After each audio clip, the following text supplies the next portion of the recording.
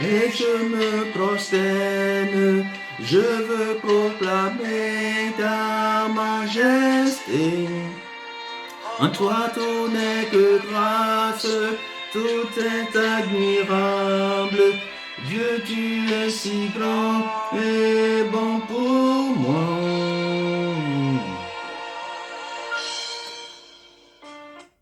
Bien-aimés dans le Seigneur, peuple de Dieu, oui, nous célébrons le Dieu des mystères, nous célébrons le Dieu de toute force, nous célébrons le Dieu des grandeurs, le Dieu d'amour, le Dieu de paix, le Dieu de victoire, le Dieu qui nous permet de triompher en temps et en toutes circonstances dans notre vie. Que son nom soit loué à jamais dans nos vies, dans le nom précieux de Jésus-Christ. Bien-aimés dans le Seigneur, peuple de Dieu, nous tirons notre déclaration de foi de ce matin des Psaumes 23, chapitre 23, verset 5 qui dit: Tu dresses devant moi une table en face de mes adversaires. Tu ondules ma tête et ma coupe déborde. Tu ondules notre tête et notre coupe déborde. C'est pourquoi, Seigneur, nous sommes dans la joie ce matin. C'est pourquoi nous te disons merci pour ton amour et ta grande fidélité. Dieu bon, Dieu juste, Dieu glorieux, que ton nom soit sanctifié et que ton règne vienne dans nos maisons, dans le nom précieux de Jésus-Christ. Amen. Bien-aimés dans le Seigneur, peuple de Dieu, nous parlons toujours du Dieu des mystères. Mais aujourd'hui, après avoir travaillé sur la sagesse de Dieu, sur l'esprit de sagesse, l'esprit de force, aujourd'hui, nous allons méditer très rapidement sur l'esprit de conseil. Et à chaque fois qu'on parle du conseil, le conseil, ça veut dire quoi? C'est un avis, c'est une instruction, c'est une recommandation, c'est une exhortation, un avertissement. Voilà. Donc, lorsque nous parlons de l'esprit de conseil, nous parlons également de l'avis divin. Nous parlons de l'avis divin, nous parlons de l'exhortation divine, nous parlons de la recommandation divine, de l'instruction divine, nous parlons de la parole de Dieu, puisque dans la parole de Dieu, il y a une foultitude de conseils que Dieu lui-même se permet de nous donner à travers l'expérience que lui-même il a faite avec les uns et les autres, à travers l'expérience que Dieu a faite avec Abraham. Nous avons appris beaucoup de choses qui sont donc une forme de conseil pour nous amener vers la vie éternelle. À partir de l'expérience que Dieu a faite avec Isaac, Jacob et avec Joseph, avec tous les grands personnages, les héros de la foi, nous apprenions de par leurs expériences que Dieu est fidèle. Nous apprenons de grands conseils, de bons conseils qui sont donc une forme de boussole pour nous, qui sont donc un cadre de référence pour nous afin de nous amener dans la lumière du Père pour que nous puissions vivre une vie transformée en Christ notre Seigneur. Bien-aimés dans le Seigneur, peuple de Dieu, nous allons aujourd'hui, nous parlons de l'esprit de conseil. Mais ce que nous allons faire plutôt un atelier très pratique dans ce sens que je vais prendre des références bibliques, 4 références bibliques. D'abord, nous allons voir quelque chose, nous allons regarder quelque chose très rapidement dans le livre de la Genèse 12, chapitre 8, Genèse chapitre 12, verset 8. Nous allons voir que Abraham, notre ancêtre dans la foi, notre patriarche, arrive à Bethel. Il a construit cette tente, il a construit un autel pour Dieu.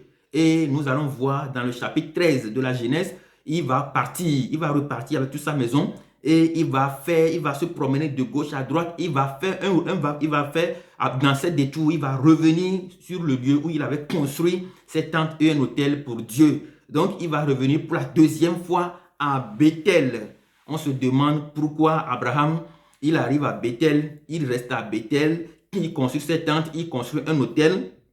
Et puis, il va repartir, il va revenir après, il va revenir au même endroit sans savoir que c'est là où il allait revenir. Donc, il revient au même endroit. Et là, quand il est revenu, il sait qu'il a déjà érigé un autel là-bas. Et qu'est-ce qu'il a fait? Il a invoqué le nom de l'Éternel en ce lieu. Donc, lorsque nous prenons la troisième référence biblique dans Genèse 28, nous voyons que plus tard, c'est son petit-fils Jacob qui va arriver à Bethel après avoir fui son grand frère Ésaü. Il arrive à Bethel et il devait dormir là-bas. Et c'est là il a eu un songe au cours duquel Dieu lui a révélé une grande échelle entre le ciel et la terre, et les anges montaient et descendaient. Et Dieu lui-même se tenait, le Seigneur se tenait auprès de lui pour lui dire que je te donnerai ce lieu, toi et ta postérité. Ça, c'est Genèse 28, verset 10, à partir du verset 10 en allant. Et dans Genèse 35, la quatrième référence biblique, dans Genèse 35, nous voyons donc que lorsque les enfants de Jacob ont commis des dégâts parce que leur sœur a été prise de force et mariée, ils sont allés causer des dégâts, des ennuis dans la maison du prince. Ils ont tué pratiquement tout le monde et ils ont pillé leurs biens. Et quand ils sont revenus voir leur père Jacob, Jacob ayant appris la nouvelle a dit que ses fils ont commis des dégâts, sûr que ses fils ont commis des dégâts, et il dit clairement qu'il va avoir des ennuis parce que des gens vont se révolter contre lui dans ce même milieu. Et dans un songe, dans Genèse 35, Dieu va lui apparaître. Dieu apparut de nouveau au petit-fils d'Abraham, Jacob, pour lui dire, quitte ce lieu et retourne à Bethel. Pourquoi Bethel? Genèse 12, Bethel, Abraham, Bethel, il part, il revient à Bethel. Son petit-fils Jacob fuit sa maison. Abraham quitte sa maison, arrive à Bethel, construit cette tente et reste là-bas. Construit cette tente et un hôtel à Dieu. Il va partir, il va faire des détours, mais il va revenir au même endroit. Il va invoquer le nom de l'Éternel. Et son petit-fils Jacob va fuir la maison. Il va fuir la maison, va fuir son grand frère Esaü. Il va arriver au même endroit. Il va dormir et Dieu va lui faire une révélation, un songe où il y a une très grande échelle entre le ciel et la terre et les anges vont monter et descendre. Et par après, dans le chapitre 35 de Genèse, nous allons voir que lorsque les fils de Jacob ont commis ce dégât, Dieu va lui dire, retourne à Bethel. Et je vais lire le chapitre 35, le début, et nous allons nous arrêter là pour voir quel est le conseil que Dieu essaye de nous donner à travers cette expérience qu'il est en train de faire à Abraham et son petit-fils. Dieu vous bénisse abondamment. Genèse 35, à partir du verset 1 jusqu'à verset 5. La Bible déclare, Dieu dit à Jacob, lève-toi, monte à Bethel et demeure-y. Là, tu dresseras un autel au Dieu qui t'a paru lorsque tu fuyais Esaü ton frère. Jacob dit à sa maison et à tous ceux qui étaient avec lui, ôtez les dieux étrangers qui sont au milieu de vous, purifiez-vous et changez de vêtements. Nous nous leverons et nous monterons à Bethel. Là, je dresserai un autel au Dieu qui m'a exaucé dans le jour de ma détresse et qui a été avec moi pendant le voyage que j'ai fait. Ils donnèrent à Jacob tous les dieux étrangers qui étaient entre leurs mains et les anneaux qui étaient à leur oreille. Jacob les enfouit sous le térébinthe qui est près de Sichem. Ensuite, ils partirent. La terreur de Dieu se répandit sur ces villes qui les entouraient et l'on ne poursuit point les fils de Jacob. Bien-aimés dans le Seigneur, nous avons tous écouté cette belle parole où Jacob, une fois après avoir entendu le conseil de Dieu, la parole de Dieu, après avoir eu la vision de Dieu, s'est levé et a demandé à toute sa maison de faire sortir tous leurs dieux, de changer de vêtements, de se purifier et afin de retourner à Bethel. Qu'est-ce que la parole de Dieu nous apprend? Et nous voyons que lorsqu'ils ont donné leur Dieu et que tout ce qu'ils utilisaient comme point de contact avec ces esprits-là sont enterrés, la parole de Dieu dit la terreur de Dieu s'est répandue dans ces villes. La terreur de Dieu s'est répandue sur la ville. Bien-aimés dans le Seigneur, peuple de Dieu, qu'est-ce que nous apprenons de toutes ces références bibliques que nous venons de lire? Je voudrais attirer votre attention sur le fait que j'ai reçu beaucoup de messages, beaucoup de témoignages, beaucoup d'expériences en ce qui concerne ce que je vais partager avec vous. C'est la raison pour laquelle je m'en tiens beaucoup. De quoi je voudrais parler, de quoi voudrais-je parler en prenant appui sur ces textes. La première chose, c'est que nous sommes en train de voir quelque chose ici comme hôtel. L'hôtel, quand nous parlons de hôtel, c'est juste une plateforme sur laquelle nous pouvons échanger et discuter avec notre Dieu. Je voudrais nous dire simplement que le conseil que j'ai tiré, vous pouvez également vous en tirer, mais mettez-les en commentaire. Le premier conseil que j'ai tiré, c'est que les hôtels ne meurent jamais. Les hôtels que nous construisons ne meurent jamais. Nous voyons qu'Abraham, le grand-père, a eu à construire un hôtel à Bethel, et quand son petit-fils plus tard arrive au même endroit, Dieu lui a révélé qu'il est à cet endroit. De la même manière, dans nos familles, il y a beaucoup d'hôtels qui sont là. Il y a des expériences, des témoignages que j'ai reçus, des gens qui me disent qu'ils n'arrivent pas à dormir la nuit dans leur maison parce que les maisons sont hantées. Parce que là, dernièrement, j'ai reçu un message et où la personne me dit, la dame me dit qu'il y a quelqu'un, un homme qui marche dans la maison. Il y a quelqu'un qui marche dans la maison, qui fait des tours dans la maison. On peut sentir le bruit des pas. Pour nous dire que les hôtels ne meurent pas. Abraham a construit un grand hôtel pour Dieu à Bethel, et son petit-fils a eu la révélation comme quoi Dieu est présent en ce lieu.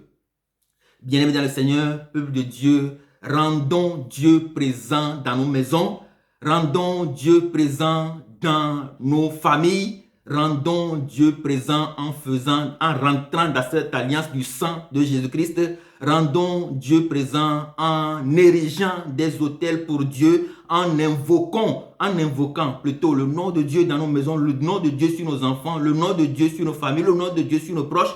Rendons Dieu vivant en l'invoquant dans nos villages, dans nos pays, dans nos campagnes, dans tous les lieux que nous habitons. Rendons Dieu vivant. J'entends souvent des gens qui disent: oh, que j'ai été envoûté par quelqu'un, une femme m'a envoûté, quelqu'un m'a envoûté, un membre de la famille m'a envoûté, oh, le jour où il va mourir, l'alliance, l'autel qu'il a construit, ce qu'il a fait contre moi, les envoûtements proférés contre moi seront annulés. C'est faux. Bien-aimés dans le Seigneur, peuple de Dieu, le conseil que nous donne la parole de Dieu ce matin, c'est que l'autel n'a pas date d'expiration, n'a pas la date d'expiration. Il n'y a pas date d'expiration pour un autel. L'autel n'a pas de date d'expiration. L'autel ne périt pas tant que nous n'agissons pas. Donc, ce que Abraham a construit en ce lieu, Dieu l'a révélé en son petit-fils. Bien-aimés dans le Seigneur, peuple de Dieu, qu'est-ce que nous avons construit? Quelle alliance avons-nous construite? Quel hôtel avons-nous construit pour que nos enfants puissent en bénéficier? Voilà, Dieu lui a non seulement révélé qu'il est présent en ce lieu, qu'il s'est manifesté à son papa, à notre ancêtre de la foi, Abraham, en ce lieu, mais Dieu lui a confirmé la révélation, la promesse que lui-même il a faite à Abraham dans le passé. Et donc, qu'est-ce que nous, parents, nous construisons comme hôtel dans nos maisons? Qu'est-ce que nous construisons comme hôtel dans nos familles? Qu'est-ce que nous construisons comme hôtel? Parce que les uns et les autres ont fait des sacrifices dans les eaux, avec des esprits, je ne sais pas quoi dire, mais nous avons déjà dans nos familles, on fait beaucoup d'alliances, beaucoup de lait, on construit beaucoup d'alliances, et aujourd'hui, ça détruit leur famille. Voilà pour nous dire que que les hôtels ne périssent pas. Les hôtels n'ont pas d'âge d'opération. Les hôtels n'ont pas d'âge de péremption, d'expiration. Et donc, nous devons faire attention à l'autel que nous construisons parce que souvent, quand c'est des autels diaboliques que nous construisons, nous érigeons, ça finalement, ça détruit nos familles, ça détruit nos vies. Mais, bien aimé dans le Seigneur, peuple de Dieu, les uns et les autres vont me demander, mais quand il y a de ce genre de choses, de ces esprits qui hantent nos maisons parce que nos parents, nos ancêtres, nos familles ont construit des autels, qu'est-ce qu'il faut faire? Je nous renvoie justement avec Gédéon dans le livre de Juges où il a commencé déjà par casser, détruire ces autels familiaux depuis la maison de son papa. Bien-aimé dans le Seigneur, peuple de Dieu, c'est la même chose que Jacob a fait ici. Il a demandé aux gens de doter au milieu d'eux les dieux étrangers et de se purifier et de changer leurs vêtements. Voilà ce qu'il faut faire. Il faut ôter ces dieux étrangers, comme Gédéon l'a fait, ôter ces dieux étrangers, libérer la voie pour en construire un nouvel autel pour Dieu, notre Père, afin que Dieu puisse arriver en ce lieu et confirmer sa parole qu'il a déjà révélée dans le passé pour nous. Il a des projets de bonheur pour nous et non des projets de malheur. Bien-aimés dans le Seigneur, peuple de Dieu, c'est ce que je voudrais partager avec nous ce matin.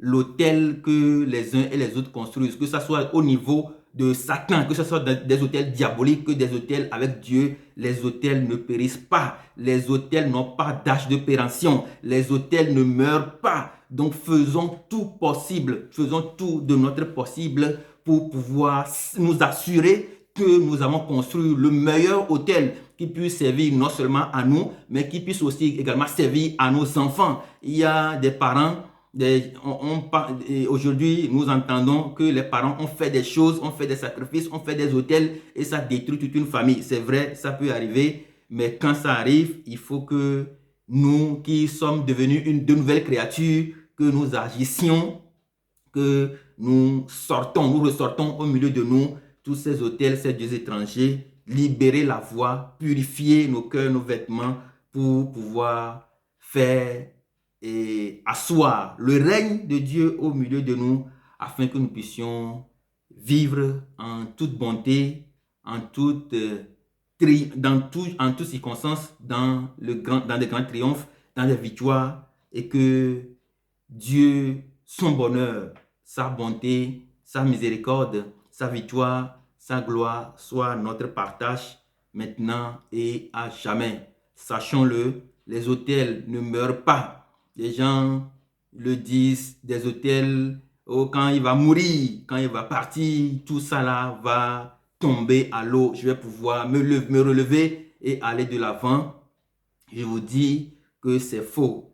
Il faut se lever en tant que des chrétiens, en tant que des fils du Dieu vivant et commencer par faire comme Jacob, enlever les dieux étrangers au milieu de nous et faire revivre la parole de Dieu qui dit, toi qui dors, Ephésiens 5, toi qui dors, réveille-toi.